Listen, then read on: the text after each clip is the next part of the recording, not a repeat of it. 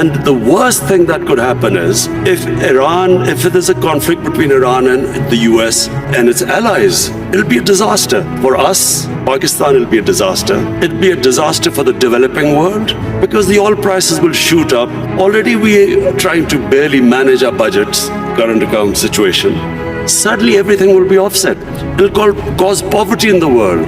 And God knows how long it will go on. So we in Pakistan pray that this does not happen. We have tried our best. We've already talked to Saudi Arabia, Iran, the United States.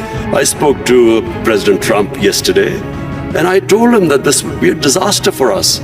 I do not understand why countries go to resolve their differences through military conflicts. Because whenever, and this is just in our lifetime we've seen this, the moment you start a military conflict, you don't know where it is going to go.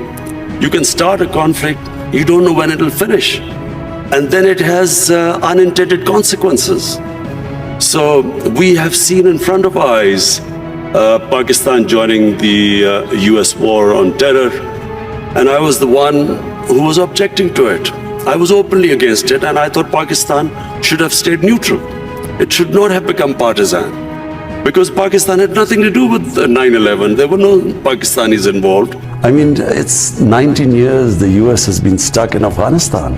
Can this region afford another conflict? Well, I give my point of view. I don't know. I mean, I guess President Trump would have his own advisors. But I certainly gave my point of view, and I'm really anti these military solutions.